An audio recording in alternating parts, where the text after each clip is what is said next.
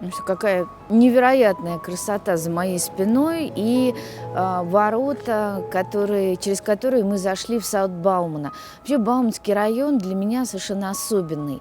Мне кажется, что тут живут самые неравнодушные москвичи, каких только можно встретить. И мы, прежде чем пойдем в гости, мы идем в гости вот в этот замечательный флигель Голицыновской усадьбы. Здесь две усадьбы, вторая с обратной стороны усадьба Стахеевых и сад Баумана, где кипит жизнь. Хочу вам показать, здесь есть карта Басманного района. И, по-моему, это первая в Москве инициатива, когда неравнодушные жители создают музей района. Видите, здесь вот такая карта. Вот он, Басмания, музей Басманного района. Я внимательно слежу за тем, что они делают. И вот посмотрите, здесь QR-код есть. Нажимаешь. И... О, все сработало. Видите? Смотрите, сколько маршрутов. Питейные немецкой слободы, фронт и тыл, адреса войны, призрак бизнеса, Горохово поле и окрестности. Представляете, сколько маршрутов вот здесь на этой карте, ну, немецкая слобода, естественно. Вот, поэтому надеюсь, что мы сделаем отдельную прогулку по Басманному району, пойти направо усадьбу Муравьевых апостолов, чуть дальше место, где жил дядя Александра Сергеевича Пушкина и дом Василия Львовича. Ну, в общем, начинаем знакомство с Басманным районом, с галереей «Другое дело». Это совершенно удивительная история по своей красоте. И если спросить, какая у вас мечта, мне кажется, почти у любого москвича, который ходит по экскурсиям, который прочитал большое количество книг, мечта создать вот такую галерею, в которую мы сегодня приглашены. Поэтому пойдемте попробуем с этой мечтой как раз познакомиться. Сейчас открою нам дверь. Вот. Галерея антиквариата и культуры. И девочки очень здорово сделали. Фантастической красоты двери и торжественная лестница, при том, что это только флигель Голицыновской усадьбы. И здесь, когда девочки начинали свой проект, девушки, сейчас вы увидите, какой невероятной красоты хозяйки того места, куда мы идем, они сделали прям такой сериал в прямом эфире, как они все это реставрировали, как они приводили в порядок. И можно было за этим наблюдать и поражаться, сколько у них сил, энергии и вкуса. И вот обратите внимание, при входе, поскольку мы тоже об этом будем говорить, афиша мероприятий галереи «Другое дело». У меня, кстати, дети очень любят ходить сюда на концерты. Вот такая деревянная дверь, обязательно должен быть лев, и он здесь тоже есть. Ну, и мы заходим. Ой, боже мой, ой, боже мой, ой, боже мой, здравствуйте. Причем, когда люди устраивают что-то в старинной усадьбе, им ужасно хочется, точнее нам, кто приходит, ужасно хочется встретить домашнее животное. И вот оно здесь нас как раз и встречает. Боже, мы попали в сказку. Здравствуйте. Здравствуйте. Спасибо вам большое, что встреча наша наконец-то состоялась. По-моему, год мы пытались выбрать удобное время. Но я потеряла дар речи, потому что каждый раз, когда к вам попадаешь, хочется сказать, можно я у вас поживу? Я точно знаю, что у вас есть диван. Спасибо вам огромное. Мы в галерее «Другое дело», и тут две хозяйки. Здравствуйте. С правой стороны. Да, Ой. Она закрыта еще. Я вам принесла книжку, Букинистика. потому что мы будем говорить... Ну, это вообще моя любимая, это Анциферов. Называется она «Непостижимый город». Мы немножко будем говорить про Москву, и с точки зрения краеведения и любви к городу. Ну, конечно, из заглавия... Спасибо огромное, вот. я тоже все это обожаю. Вот, поэтому я надеюсь, рада, что вы не читали. Мы потом пройдемся и покажем вам, насколько удивительно прекрасно то место, которое девочки придумали. Почему-то не девочки, мне почему-то кажется, что вам 18 минус, настолько вы воздушно прекрасны. Спасибо. Но вначале мы, наверное, поговорим, если вы не против. Конечно. Да? Пойдемте поболтаем. Ура!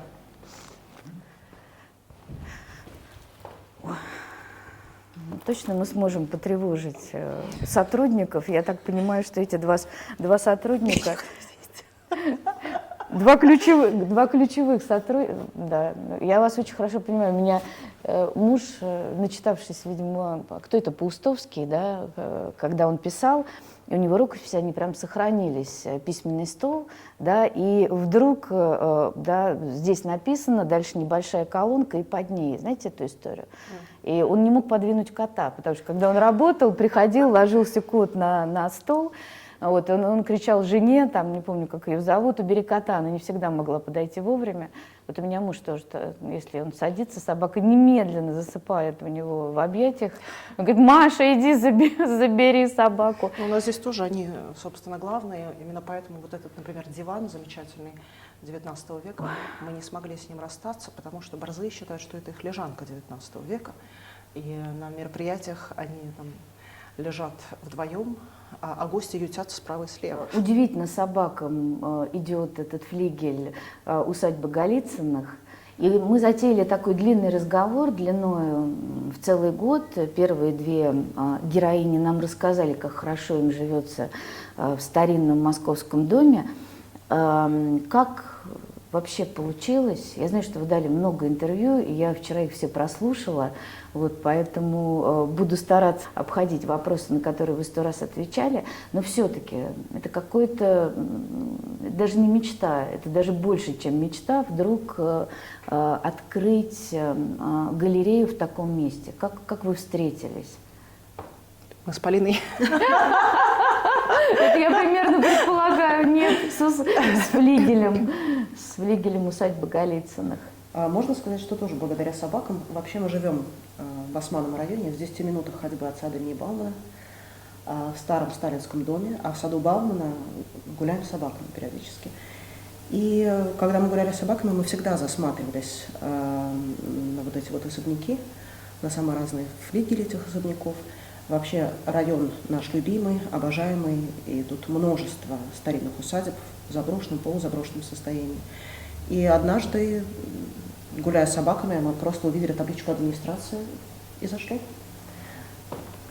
Вот так все просто. Да, как-то, когда все само происходит, мне кажется, это самый правильный вариант. И так легко, непринужденно.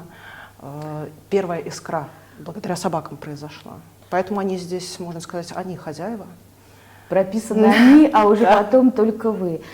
Когда мы заходили, я наблюдаю, знаете, хочется сказать, я выросла, вот, как сказать, на впечатление от того, что здесь происходило, но на самом деле совершенно гениально начали вести вот эти партизанские соцсети и рассказывали о том, да, как, не люблю слово пространство, но все-таки, да, как здесь все получалось. Я помню вот это зеркало, как его, да, состаривали, как вы все это здесь развешивали и так далее. Это получился на самом деле, слово сериал, наверное, не ругательное все-таки, правда? Вот. И вы обживали все это, да, то есть вы получили ключ. Был ключ вообще от Конечно, двери? Да, да? был. Ключ, было много ключей от каждой двери, настоящий Форт Боярд. И первым делом мы перевезли сюда коллекции, которая у нас была дома. И, возможно, благодаря этому мы с самого начала старались создать пространство, где каждый будет чувствовать себя как дома, не только мы, и они, и мы, и наши единомышленники. На самом деле, первым делом мы делали ремонт. Да. Здесь стекла крыша. Ну, вы помните, конечно, часть этой саги. Я была где-то здесь вместе с вами, я очень сопереживала. Да, мы оставили специально эту историю в доступе, чтобы вспоминать периодически, через что мы все прошли. Я говорю, мы все не только о нас, да, о людях, которые и морально подбадривали, оказывали моральную поддержку, которые приходили сюда отмывать эти старые окна и приводили в порядок, и время ремонта постоянно растягивалось. Как мне потом рассказали про закон Хеопса, когда ничто никогда не укладывается в смету, во временные рамки и... В смету и время. Да. Вот мы ощутили на себе. Ну вы, дальше мы поговорим, опять у меня какие-то иностранные слова про бэкграунд, на самом деле то, что было до встречи с усадьбой Голицыных, но вы совершенно замечательно оставили то состояние, которое было. Что, кстати, здесь было до вас в этом месте? Вот Полина Андреевна исследует эту историю. Расскажешь вкратце? Ну, если про новейшее время речь, просто А до вот, нас. вот вообще и до вас, просто до вас, и в веке 20-м, мы, если можно, заглянем и в 19-й. Эту информацию сложно искать. Очень. Раскапываем потихонечку в архивах, в книгах иногда встречается что-то бесценное, какой-то фрагмент информации. Но чего тут только не было. Был тут, я находила фотографию старинную, была гимназия мужская, женская. Просто на фасаде вывеска мужская, женская гимназия. Был и русско-персидский банк. Потом было казино «Одиссей». На первом этаже, кстати, уже в 2000-х был ресторан «Голицын». Фантастика. То есть люди копнули глубоко, когда открывали ресторан. Вот они-то да. И до нас, прям до нас, в этом пространстве не было ничего конкретного. Периодически сдавались залы то под какие-то танцы, то под какие-то временные выставки. Но постоянных обитателей у залов не было. А в советское время известно? «Одиссей», кино, казино «Одиссей», насколько я знаю, или тогда нельзя было? Ну, тогда нельзя было, наверное, каким-то 50-е, 60-е. Интересно, вот что было в это время, можно найти каких-нибудь бабушек, наверняка они вспомнят, как наверняка здесь какая-нибудь была, может быть, не знаю, библиотека или еще что-то. Но здесь, конечно, удивительной сохранности подробностей. И вот так все и было, когда вы сюда зашли, да, и потолок, это лепнина, все было, не было загипсокартонено, да, казино «Одиссей». Нет. К тому моменту, когда мы въехали, мы как раз и влюбились в это пространство, отчасти благодаря этой великолепной лепнине. Зеркала не было, а исторически над каминами зеркала были, мы восстановили историческую справедливость. В целом пространство, кроме того, что стены были другого цвета и в довольно потрепанном состоянии, оно было приблизительно таким. А полы вам не достались? Или вы просто еще пока не смотрели, не проводили вот эти, если что мы вспомнили, Хеопса, археологические раскопки, что там под современными полами? В том зале сохранился паркет, обратите внимание, да. очень старый, очень качественный. Здесь мы проводили археологические раскопки, и обнаружилось, что там наслоение времени. Сначала идет советский паркет, после советского паркета уже исторически такой же, как в том зале, но, к сожалению, очень сильно разрушенный. Поэтому мы решили застелить все коврами и практически не смотреть вниз. Гениальное решение, потому что очень многие, кто попадают, да, и пытаются что-то такое, говорят, боже, это никогда, с этим не справиться, да, потому что действительно очень много потерь, особенно в 90-е, любимые наши годы, сытые, да, когда все намеревались застелить новым ламинатом и так далее. И один из посылов, что, наверное, не стоит этого бояться, того первого впечатления, или стоит? Мешает, конечно, перфекционизм, очень мешает. Мы даже нашли, как про себя говорил человек, лучшего паркетчика России, который готов был заняться полом, восстанавливать все это, но это была бы очень длительная история, а мы не могли себе позволить ждать, нам уже нужно было открываться, потому что все наши единомышленники, вложившиеся сюда, должны были получить результат, плод нашего совместного творчества.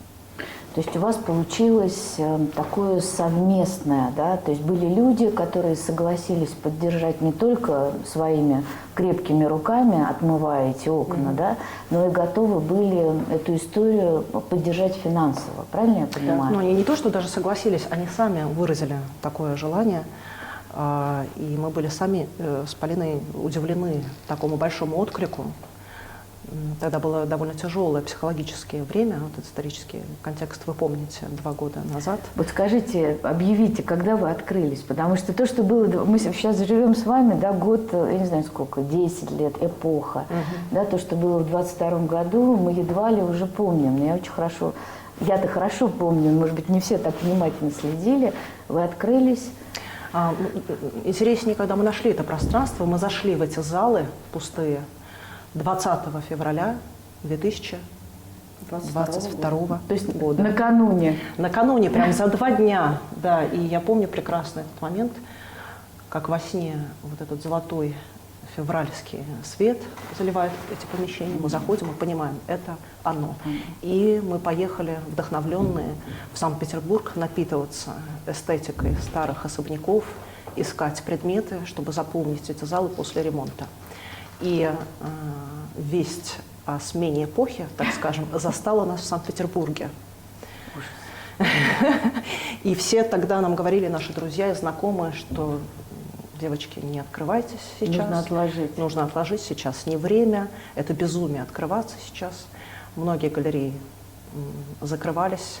В частности, галерея, одна закрывшаяся и целиком дислоцировавшаяся, она передала нам свой проектор. Спасибо им большое. А потом оказалось, что это самое сложное время для того, чтобы открывать галерею, но самое правильное.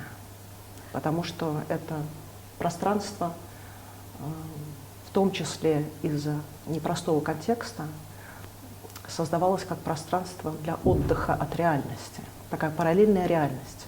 Вообще никогда не бывает правильного времени. Если посмотреть любые грандиозные начинания, они, как правило, случаются очень не вовремя, да, потому что в этот момент действительно кто-то закрывается и меняет совершенно свою жизнь, а кто-то, наоборот, открывается и начинается что-то новое. То есть получается, что мы отметили эту точку, да, февраль 22-го, и вы открываетесь уже, принимаете всех тех замечательных людей, кто поддержал, и тех, кто сказал, сейчас не время, все они, я думаю, собрались на открытие, правильно? И это было через... 24 мая у нас было открытие для единомышленников, и 28 мая уже публично. Уже вы заработали.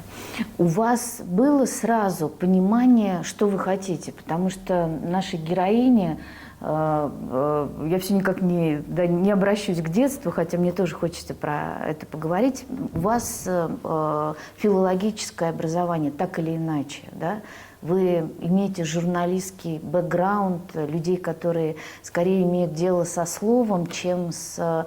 Ну, это же все равно, да, свое дело, это там дебет, кредит и так далее, приход от русского. Я шучу, но я имею в виду, что вы люди далекие от тем делом, которым вы занимаетесь, правильно? Гуманитарии. Вот, у меня, видите, сегодня я настолько попадаю к вам, да, как-то слова меня покидают. Да, вы гуманитарии, которые не имели представления, как это будет развиваться. Вот что мне хочется спросить. То есть вы знали, что вы чего-то очень хотите, да, и вы да, ждали встречи с местом, да, с какими-то обстоятельствами, и вот когда вы получили ключ, вы начали действовать. Почему такая длинная преамбула? Потому что очень много проектов в последнее время, когда люди, да, читая Драгунского в детстве и так далее, да, готовятся к чему-то и открывают это, не очень представляя, что из этого получится. Или все-таки у вас была четкая картинка? Вы знаете, нам с детства хотелось свою антикварную лавочку. Прям вот с детства? Да. Фантастика. Была такая одна из мечт – антикварная лавка, цветочная лавка. И такое safe place хотелось создать. И здесь, мне кажется, все совпало.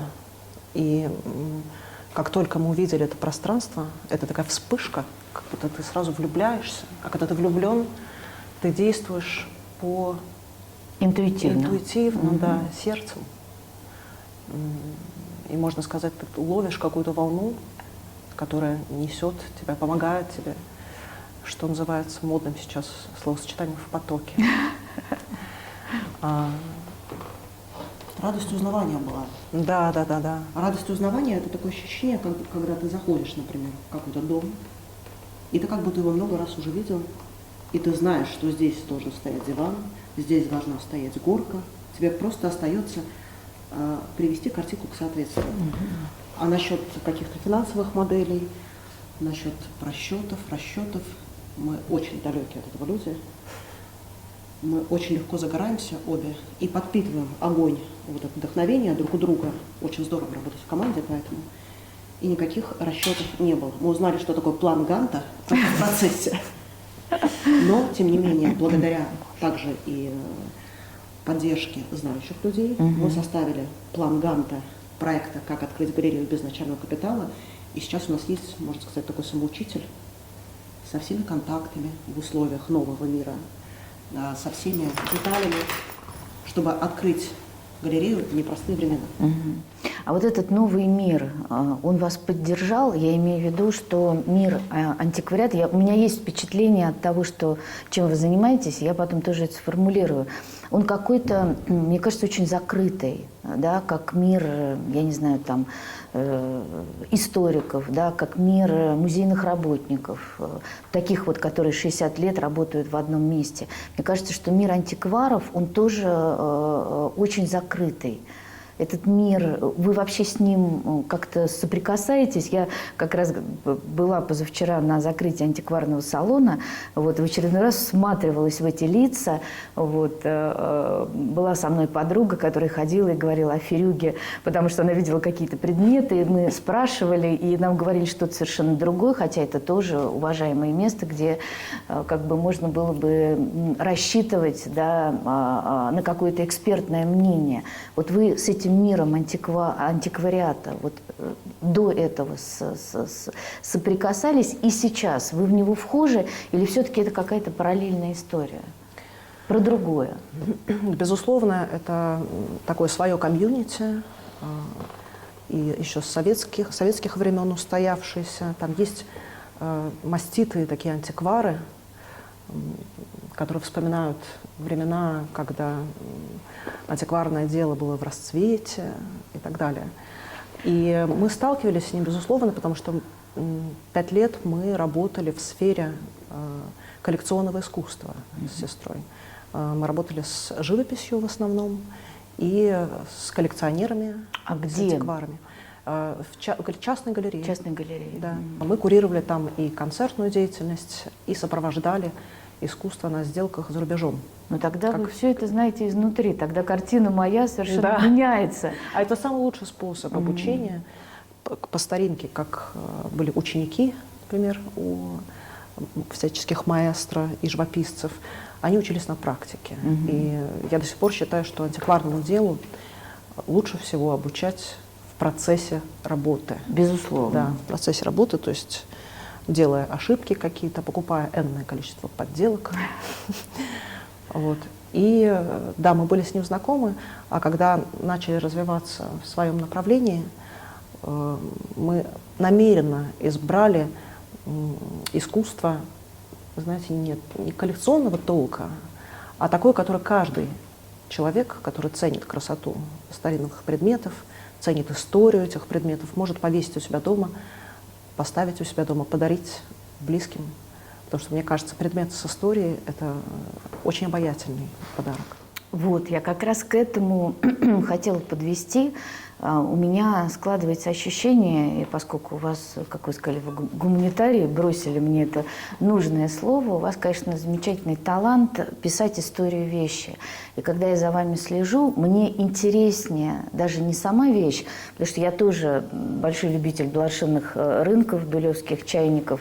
У вас, конечно, есть совершенно музейные такие коллекционные вещи, но действительно те, которые, если ты вдруг, не дай бог, разбил такой чайник, то как бы очень жалко, отдал тебе, сделали из него какую-то брошку или кольцо, но ты продолжаешь жить дальше. То есть у вас те вещи, действительно, которые можно использовать, большинство из них.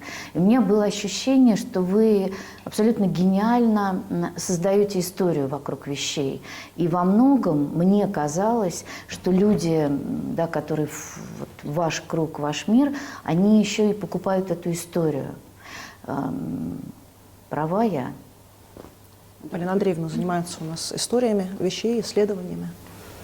Ну да, я думаю, что вот этот интерес к историям вещей, корни его даже не то чтобы в этом музее и нашей 5-летней работе, а, наверное, в детстве, потому что наша мама всегда нас брала с собой на все возможные блошиные рынки, сама коллекционирует очень странные предметы, например, старинные птичьи клетки или предметы для каллиграфии. Ух ты! И через эти предметы мы вместе изучали эпоху.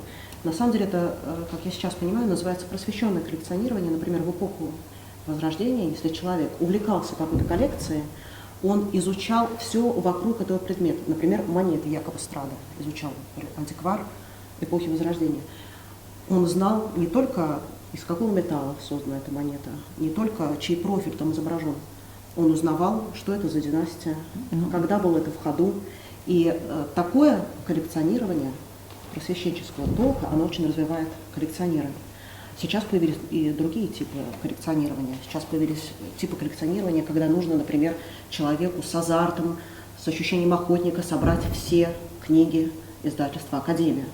И он собирает это по-другому, как охотник, а не как просвещенный коллекционер. В этом тоже есть свой интерес, свой азарт, но это другого типа коллекционирования. И мне кажется, и у меня, и у Владиславы Андреевны как раз интерес к коллекционированию с тщательным изучением контекста. Я еще хотела добавить, что у многих предметов история бывает едва ли не ценнее, чем сам предмет. И мы выступаем за то, чтобы предметы, которые люди находят у нас, чтобы они передавались из поколения в поколение дальше. Потому что они для этого создавались. Это их суть, это их сущность, когда их передают из поколения в поколение. А при передаче из поколения в поколение очень важная часть этой передачи, да, это передача истории следующему поколению. То есть тебе не просто дают там, гребень, которым ты будешь расчесывать потом своих дочерей, а они своих дочерей, а рассказывают, что там твоя прапрабабушка поехала там куда-нибудь за моря, за леса, и ей этот гребень подарил там влюбленный в нее и так далее. И поэтому, пристраивая, так скажем, вещи в новой семье, они из-за каких-то исторических катаклизмов, из-за каких-то несчастья, да, возможно, потеряли свои семьи. А пристраивая их в новые семьи, мы пристраиваем их вместе с историей, которая будет передаваться. Вот, и эта история, которая... К чему я веду? Поскольку я тоже очень гуманитарий, как вы правильно сказали, я иногда, мне кажется, что вот эта история вещи, она, то, что вы сказали, ценнее самой вещи, и эта история может начать жить в контексте новой семьи, куда она попадает. Да? То есть, помня эту историю, эти все истории перемешиваются, и происходит, собственно, зачем люди коллекционировали в начале, если мы обращаемся в XVI и в XVII век, исключительно для познание мира, да, то есть любая коллекция, кунсткамеры и так далее, это создание маленькой модели, маленькой вселенной того, как ты начинаешь познавать этот мир. А люди, которые собирают коллекции, вообще много у вас, в вашем круге именно людей, которые собирают, не знаю, те же самые монеты, абсолютно гениальная история со старинными клетками для птиц, которые собирают необычные вещи. Или все-таки сейчас вы чувствуете эту тенденцию, когда люди, не получив вот этого самого условного гребня или кузнецовскую чашку от бабушки, пытаются создать вот миф, в хорошем смысле, этой жизни, этого прошлого, который не касается тебя, но очень касается страны, да? Касается твоей малой родины, касается твоего ощущения, не знаю, гения какого-то места. Много ли людей вашего возраста, да, в районе 30 лет, 20 лет, там, не знаю, ну, то есть до 40, кто создают свою новую историю? Здесь пытаясь нащупать в том числе и ощущение себя как человека, который выбирает это место как свою родину. Мне кажется, все из перечисленного имеет место быть. У нас замечательная аудитория. Я очень люблю наших подписчиков, наших посетителей. И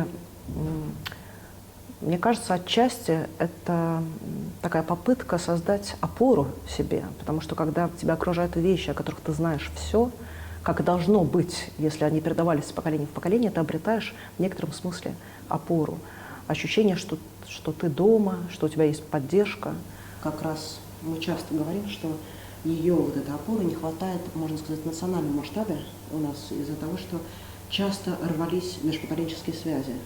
Сначала это индустриализация после революции, войны, Первая мировая революция, индустриализация, когда народ повалил в города, потеряв такую мощную семейную традицию. И нам нужно искать что-то, на что можно опереться. И когда это материальные предметы, это самый простой способ залатать вот эти дыры, которые у нас на генетическом уровне практически появились. Возможность переключиться, посмотрев на красивый предмет и вспомнив его интересную историю, пересказав его другу, родственнику, твоему там, гостю, это то время, когда ты действительно, буквально можешь отключиться от того, что происходит в мире. Любование — это та же медитация. То есть, находясь, например, в этом пространстве, я постоянно ловлю себя на том, что я думала, что это прекратится со временем, но нет. Когда здесь падают косые лучи солнца, они проходят через галерею, каждый раз выхватывают что-то новое, потому что экспозиция меняется, и у меня перехватывает дыхание, и это же божественно. Но помимо антикварной истории, мы потом пройдем, вы же покажете, да, как здесь у вас все удивительно устроено. Вы еще проводите концерты, разные мероприятия. Я каждый раз думаю, боже, кто же приходит смотреть на вот эту копию броненосца Потемкина, да, и при этом еще, значит, под, я так понимаю, фортепианную музыку, да. Ну, то есть какие-то у вас бывают удивительные совершенно истории, и круг этих людей, он достаточно широк, правда? Кто вот считывает то, что вы хотите предложить. Угу. Да, на самом деле у нас сформировалось уже своего рода комьюнити, оно постепенно растет, то есть у нас есть постоянные посетители, которые уже практически как семья, и посетители литературного клуба. В каминном зале у нас уже практически с самого открытия здесь заседает литературный клуб, засиживаются здесь допоздна. Один раз их даже заперли здесь в усадьбе, они были в восторге, потом, к сожалению, открыли. И концерты, безусловно, мы в постоянном поиске. Мы очень хотим, чтобы здесь было пространство для поиска и для музыкантов в том числе. Потому что, опять же, исторически так сложилось, это закон истории, что после каких-то там исторических событий мощных и в музыке, и в культуре рождается какой-то ответ на это, рефлексия. Или рефлексия. И как бы это громко не прозвучало, я вот ощущаю, что в этих стенах он рождается в том числе. То есть у нас здесь происходят постоянные эксперименты и поиски, и рождаются такие феномены, которые невозможно вписать в какой-то один жанр. Он на стыке жанров. И для меня это признак того, что это явно что-то новое, чему еще название не придумано. Это одно из направлений. А другое направление — это события, мероприятия, культурные, музыкальные явления, которые вписываются в пространство. Здорово здесь звучат, здесь еще потрясающая акустика. Михаил Петрович позаботился об этом, и мы ему очень благодарны. И в том числе это тоже время, когда люди могут не смотреть в экран телефона. Мы пытаемся их так удивить, чтобы они не смотрели в экран телефона, только для того, чтобы заснять то, что происходит на экране, прислать своим родным и близким, позвать их сюда в следующий раз. Я очень хорошо понимаю, о чем вы говорите, когда говорите на стыке жанров. Такая эпоха, которую мы переживаем, она, конечно, и в литературе, и в музыке, и в поэзии, ну, не может не оставить след. И сейчас как раз вот это все формируется, накапливается. Я думаю, что лет через 100 ваш салон будет в этом, я верю, от всей души вам желаю, он был бы, вот, будет изучаем людьми, которые захотят увидеть, да, вот это увеличительное стекло. Это, в общем-то, сложное и тревожное время, в котором мы с вами оказались. У меня, возвращаясь к антиквариату, я понимаю, что вы любите блошиные рынки, да? И это та история, которая сейчас тоже немножко, даже не знаю, как сказать, но есть два обстоятельства. Во-первых, получить шенгенскую визу и, так как раньше, поехать на выходные в Барселону на блошиный рынок сейчас непросто.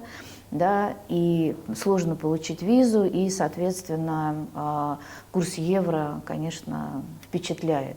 Как в этих обстоятельствах удается, ну, даже вот так вот, ты смотришь на стол, взгляд мой скользит, я понимаю, что все, что у вас представлено, это всегда вещи совершенно безупречные, и вы руководствуетесь принципом, что бы я хотела, чтобы стояло у меня в шкафу, я это и продаю. Это очень чувствуется. Как удается находить, да, вот эти самые предметы.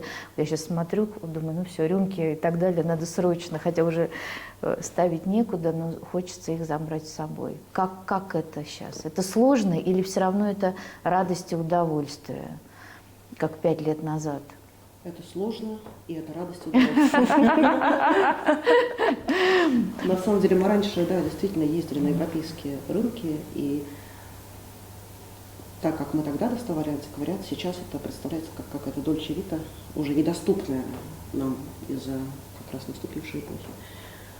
И теперь достать какой-то интересный предмет, который по сердцу, мы выбираем сердцем, это настоящая детективная история. Достать, отреставрировать, атрибутировать.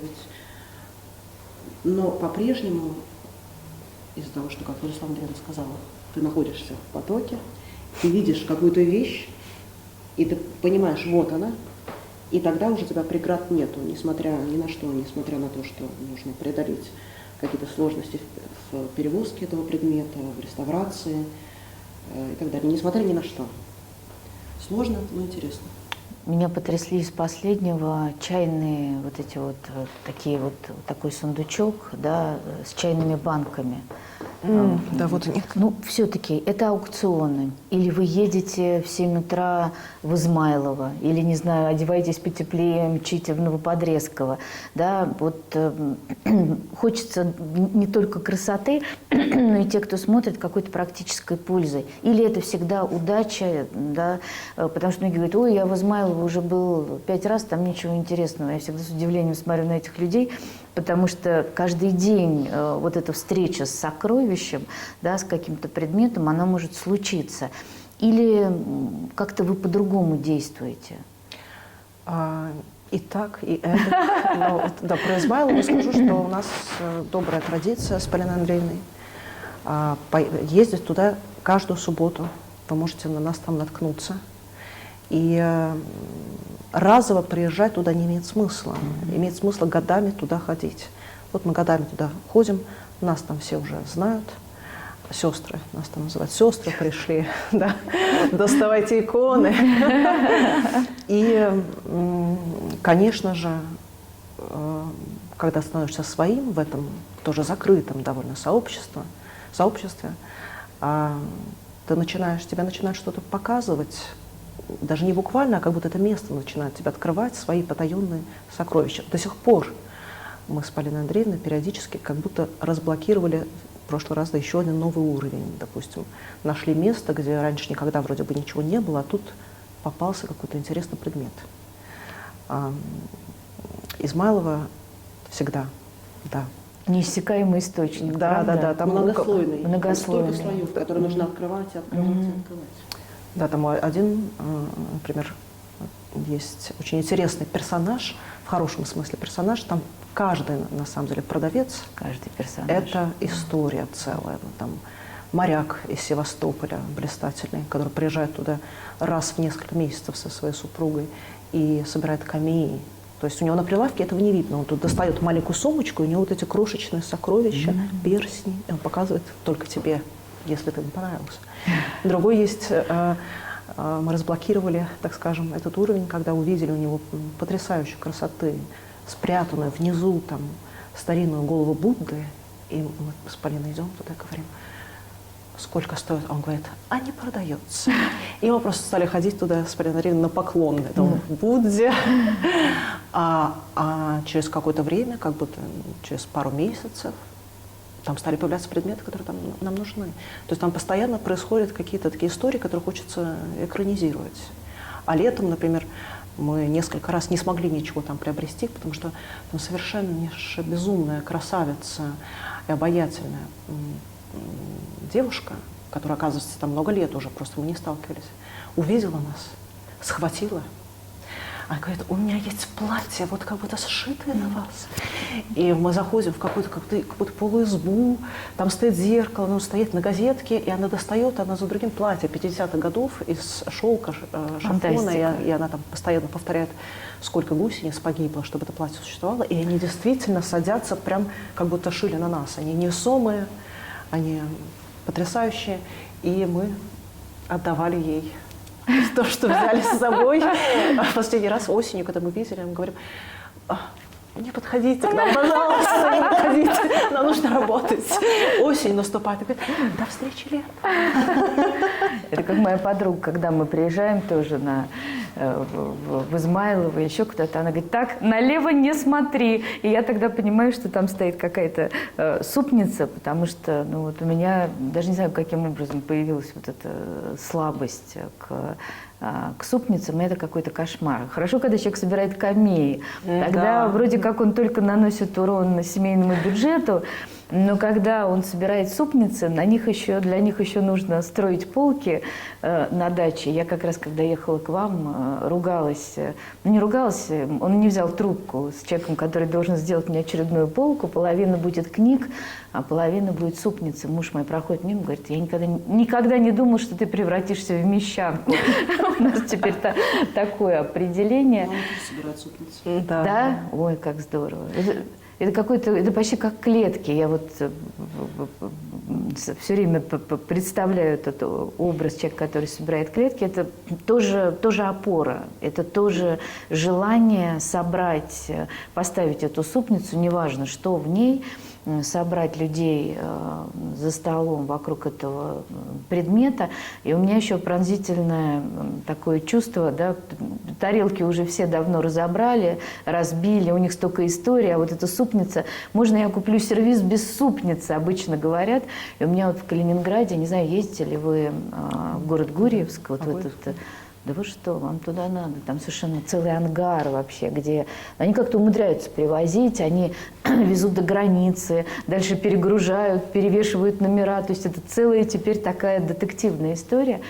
И вот, и она мне пишет время от времени, говорит, Мария, взяли там 4 сервиза, супницы я вам припрятала. Также люди сами к нам обращаются. Например, замечательная была история, когда наследники квартиры в Питере, они обратились к нам, чтобы разобрать все, что там есть. Это было настоящее исследование, такая интересная история. Нужно было отобрать предметы, которые имеют мемориальную ценность, составить из них архив и оставить их в семье, и распределить предметы, которые не представляют ни исторической, ни мемориальной ценности, и их можно реализовать через антикваров, через блошиные рынки и так далее. Мы разбирали, например, целый архив создавали. Такая удача, наверное, случается раз в жизни, в наше время, когда этих старых квартир все меньше и меньше.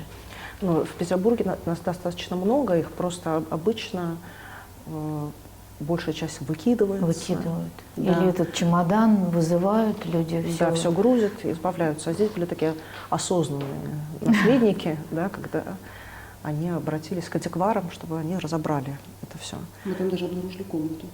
Фантастика.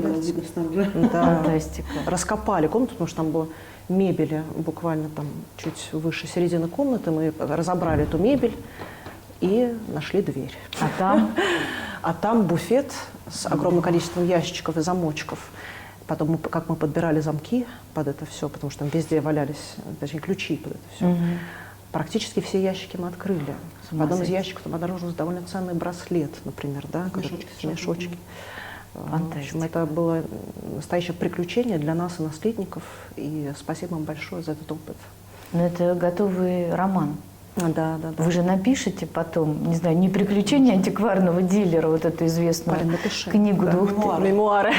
Нет, мне кажется, что это такое обязательно параллельное что-то происходит, поскольку вы так замечательно пишете, то книга, конечно, должна появиться. Я, по крайней мере, ее жду. Я стремлюсь. Иллюстрация на самом деле.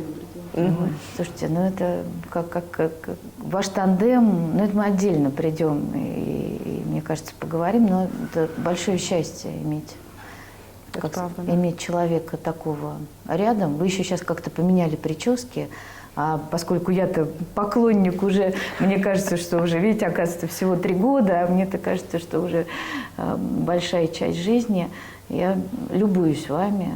Это какой-то подарок судьбы, который вы очень ощущаете. Потому что иногда люди, у них есть подарок судьбы в виде вот второй половины, ну и вообще каких-то обстоятельств, они воспринимают это как данность. А мне кажется, что вы воспринимаете это как драгоценность. Мне кажется, можно определить то, что ты находишься в любимом деле, когда в это любимое дело вписываются все твои навыки. А у нас с сестрой, получается, вместе собрался такой набор навыков, который здесь и нужен. Слава фотографирует и видит очень красиво. Я люблю писать тексты.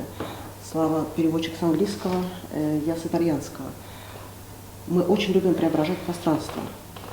И воспитаны на вот этой эстетике старины. И когда все вкупе ты используешь в любимом деле и с единомышленником, которым вы как пазл собираетесь по навыкам, тогда это значит идеальная команда. А такая идеальная команда, я думаю, возможно, вероятно, только с родственниками. Ну, по крайней мере, в любом случае, вам страшно повезло. Надо маме сегодня, вот, маме надо вечером прийти и сказать: Боже, как же нам повезло. Такая интересная история с тем, что ты очень много вкладываешь, отдаешь сил, но обратно получаешь больше. Еще бы. Потому что это огромное удовольствие, и поиск антиквариата, и поиск каких-то нового типа форматов мероприятий, и общение с музыкантами, реставраторами, экспертами. Потрясающая возможность общаться с очень интересными людьми. И наше сообщество, да, это тоже все очень интересные люди. Перед каждым мероприятием специально есть полчаса в кабинном зале, когда люди могут пообщаться друг с другом, с нами, с борзыми, познакомиться. И, наверное, это хороший фильтр интерес к антиквариату, потому что каждый из тех, кто приходит, во-первых, они все очень красивые, наша аудитория, каждая очень интересная личность. Это самый крупный из наших чайных коробов. Они были в ходу очень короткий период времени, когда уже чай могли позволить себе состоятельные купцы, но не могли позволить себе люди низших сословий. Такой чайный короб было принято торжественно выносить на стол. Хозяйка поворачивала ключик, и здесь хранились разные виды чая в ящичках. Здесь ложечка, да, клалась. Появился даже канон исполнения этих чайных коробов. Делали их из драгоценных пород дерева, а сверху непременно была инкрустация латунными элементами. Если вы посмотрите остальные короба из нашей коллекции, вы обратите внимание, что это весьма каноничный предмет декоративно-прикладного искусства. А это чья работа? Неизвестно, чья это работа. Это русская? Конечно, конечно, русская, да. Да, это русские чайные короба. Потом, когда чай стал доступен широким слоям населения, меньше чем через век, даже чем через 50 лет, вышли из употребления эти чаи. К чаю меньше стали пиетету проявлять. Но остались железные банки с ключиками. Меня всегда потрясало вот эти коробки, ну, которые можно встретить, да, с знаменитыми фамилиями, Высоцкий, там, Жигарев и так далее, закрывались на ключик. И ключик все равно, если не вешался на цепь шатлен, то прятался в кармашек хозяйки дома, чтобы там абы кто вот этот драгоценный чай. Я, кстати, точно так же делаю. У меня когда хороший чай, у меня ключика нет, но я ставлю на верхнюю полку. Чтобы никто не достал. Да, чтобы никто не достал. Но все-таки я любуюсь вашей коллекцией стульев и вот этой, не то чтобы смелостью, а этим вкусом, да, перемешать совершенно разные предметы. Это то тоже, про что я всегда говорю, что совершенно не обязательно собирать гарнитур, совершенно не обязательно, да, пытаться придерживаться одного стиля. Или все-таки перемешать неперемешиваемое, нужно иметь стиль? Ну, если вы заметили, тут совершенная эклектика, но ощущение адской солянки не возникает. Абсолютно. Возможно, потому что здесь все подобрано лично нами, и есть все-таки какое-то, видимо, ощущение, есть общий знаменатель у этих предметов. А стулья, на самом деле, изначально они были еще более разными, потому что изначально первые стулья были принесены просто единомышленниками нашими. Кто-то с дачи один стул привез, кто-то из мастерской, кто-то у бабушки попросил. И у нас были стулья, можно сказать, именные. То есть каждый друг галереи, который помогал нам с открытием, приходил сюда за этот стол и садился на стул своей бабушки. Например. Они теперь в том зале теперь для зрителей стоят эти стулья, то есть они по-прежнему с нами. Это буфет какой-то невероятный? Или это горка? Это, да, это такой важный предмет в нашем интерьере. Это горка, да, называется. Он замечательно сюда вписался и по пропорциям, и эстетически. Он не продается из-за этого. И горка эта принадлежала Илье Зильберштейну, основателю музея, как он раньше назывался, частной коллекции. А сейчас он называется... это часть Пушкинского музея. Да, Страна Азии Африки. Страна Азии Африки, да. И я приехала к его наследникам, так скажем. Они как раз собирались продавать квартиру, продали целиком его архив. И я приехала посмотреть архив, не успела. Зато успела забрать вот эту замечательную горку. Она с секретом, когда косые лучи солнца в закатные часы у нас здесь падают на стекла, проявляется травление. Становится вот это все полосатым. И вы представляете, до каких мелочей продумывали тогда предметы, чтобы они радовали буквально час в день летом и ранней осенью. В остальное время при искусственном освещении это травление не увидеть. Поэтому ждем сезона, чтобы вам показать. И рабочий стол Ильи Зильберштейна в той же стилистике тоже достался нам. И я очень рада, что эти предметы теперь радуют посетителей. То есть они даже не скрыты в каких-то частных владениях, а служат здесь, задают тон, атмосферу. И здесь у нас представлены тоже в том числе интересные коллекции фарфора. Если вам рассказывать про все, вы до вечера здесь останетесь. А мы готовы.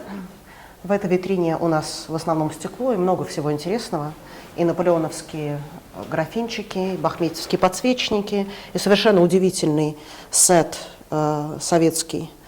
Но я хочу рассказать про два вот этих бокала удивительной сохранности. Видите? Я даже очки свои достану. Очень красиво. Императорский завод стекла, стекольный, в какой-то момент Екатерина пожаловала своему фавориту Потемкину. И в те времена они вдвоем лично утверждали эскиз каждого предмета. И нам удалось отыскать такой удивительной сохранности 4 фужера 1780-1790-х годов. Вот это предмет гордости. Вот эти, так, настолько старые и настолько великолепные сохранности. Витринного хранения. Витринного хранения, в да. течение 300 лет. И что удивительно, у нас их 4. Там 2, и здесь 2. Очень повезло. Это тогда еще называлось Потемкинским заводом, этот завод. И как здорово, что у вас действительно эти совершенно музейные, уникальные вещи вместе с советскими рюмочками. Да, то есть люди совершенно разного, скажем так, разных запросов могут, открыв этот буфет, чем-то себя порадовать. Там какие-то еще нечеловеческой красоты. Можно я прям достану? Да. Это такое цветное. Сеты с цветными фужерчиками, да. Что может быть прекраснее подарка, да, чем вот такой вот, например, это советская? Да, это, по-моему, советская. Да. Вообще, нет, это французская. Французская? Вообще, поэтому по этой витрине можно рассказывать историю развития стекольного дела. Да. Потому что тут действительно все эпохи представлены, начиная от Потемкина. И дулевские чайники наверху.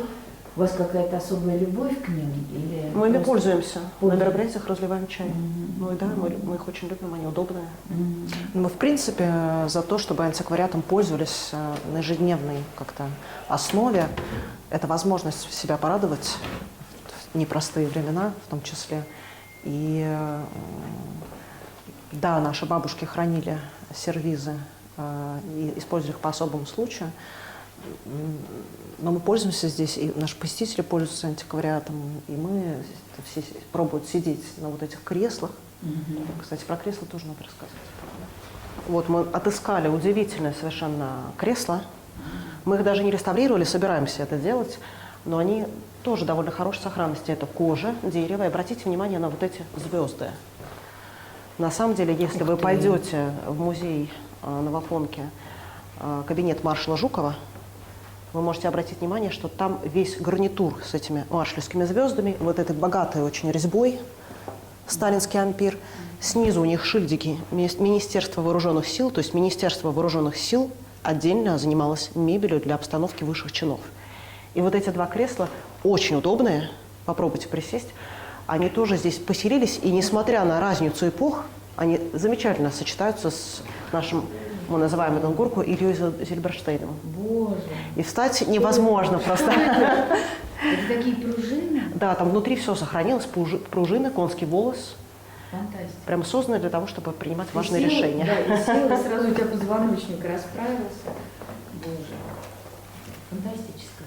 И как-то я с уважением на него посмотрела, но представьте, что он такой удобный. Я, пожалуй, не пойду никуда. Оставайтесь. Тут два, их парные. Так их два даже. Это удивительная икона, от нее невозможно совершенно оторвать глаз. Вы знаете, это один из любимых предметов здесь, с которым мы не можем и не хотим расставаться. Это Спаситель на троне, у него интересная история. Он привезен был из Ржева в 1941 году за несколько дней до полного уничтожения города немецкими захватчиками. То есть, по сути, это спасенный Спаситель на троне. И мы довольно много работали с сестрой с иконами и никогда не встречали ничего подобного.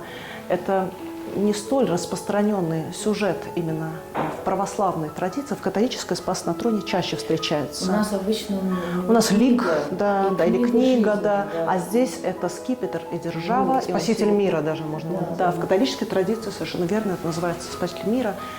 И чаще всего, если у нас встречается такое подобное изображение, на Сыне Божьем, на Иисусе хитон красного или синего цвета. А здесь это расписанный пионами, календулой, замечательный такой хитон. Икона, хотя и ее там везли издалека и каким-то чудом там спасли, да, она в потрясающей сохранности. Именно поэтому мы даже не занимались ее реставрацией. В ее нынешнем состоянии есть какое-то обаяние, дух времени, и это отражает ее непростую судьбу.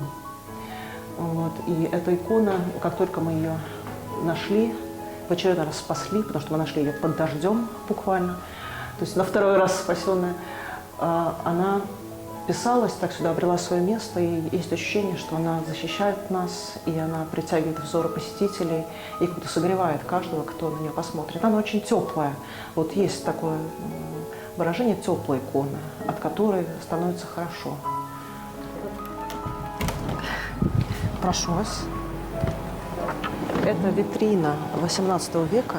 Где-то ее окрестили самой маленькой оранжереей в Москве. Что здесь происходит? Здесь специальное освещение для растений. И здесь наша подруга Даша, она держит интересные сорта. И возникают у некоторых вопросы, как же мебель это переживает. А вы знаете, замечательно. Это получился своего рода симбиоз. Потому что там идеальная температура и влажность, точнее, да, она позволяет мебели не рассыхаться. То есть раньше так поскрипывало, а сейчас ему стало лучше. То есть и растениям там хорошо, и мебели хорошо. Поэтому мы очень рады были, когда наши друзья-озеленители, специалисты по растениям, согласились на такую коллаборацию. Они здесь ухаживают и за нашими растениями. Да, мы предложили им обжить этот шкаф, который рассыхался. Мы показали им гравюры, точнее не гравюры, а акварели с интерьерами 18 веков, а там все в растениях, все увито растениями. Поэтому вот тот зал у нас достаточно озеленен, но по сравнению даже с некоторыми интерьерами 18 века он такой весьма скудный. Но здесь как раз проходят те самые концерты, да, на которые... Здесь проходят концерты, лекции, кинопоказы. Здесь замечательная аудиосистема. Чтобы ее приобрести, в самом начале мы продали свою коллекцию ботанической гравюры, поэтому антиквариат – это хорошая инвестиция на самом деле. И здесь есть тоже шедевр музейного уровня. Французский скульптор Матюрен Моро был очень-очень популярен в свое время. Его скульптуры, статуи, фонтаны по всей Европе буквально стоят и украшают и Париж, Аргентину. И можно почитать, действительно очень успешная карьера при жизни еще. А вот в России он представлен только в Пушкинском музее каминными часами с вакханкой очень-очень тонкой работы, примерно 50 сантиметров высотой. И тем приятнее было стать обладателями единственной работы великого Матюрена Моро такого масштаба. Больше мы не находили в России таких работ. Это скульптура «Богиня ночи», которую мы подобрали постамент ей под стать. И что интересно, тут на Новой Басманной есть усадьба Стахеевых, Да. и у них в саду ныне действующий фонтан, фонарь тоже «Богиня ночи». Но, в отличие от нашей скульптуры, Стахеевские сделаны из чугуна, а не из бронзы, и там гораздо меньшая детализация. Стахеев был настолько богатым купцом, что он мог позволить себе украсить и фасад, и сад работами французских мастеров, безымянных, к сожалению. Очень интересно, кто же заказчик этой скульптуры, как она оказалась на территории России. Потому что эта скульптура, во-первых, она именная, мы знаем имя, фамилию автора, во-вторых, она из бронзы и подписная.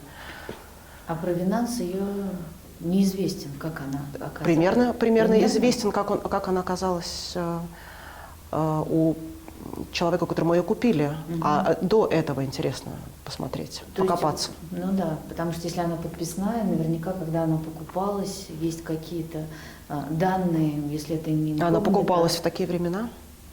Мы знаем про нее, что она 10 лет стояла даже в закрытом доме. Поэтому темная лошадка, но очень красивое у нее исполнение и автор известный. А какие-то предметы, которые могли быть в Голицынском доме, никак вам не... Кстати, исторические предметы надо показать. Да? Вот. Буквально Я недавно. была уверена, что такая история должна быть. Буквально недавно к нам зашел архитектор и подарил несколько мемориальных предметов на стол.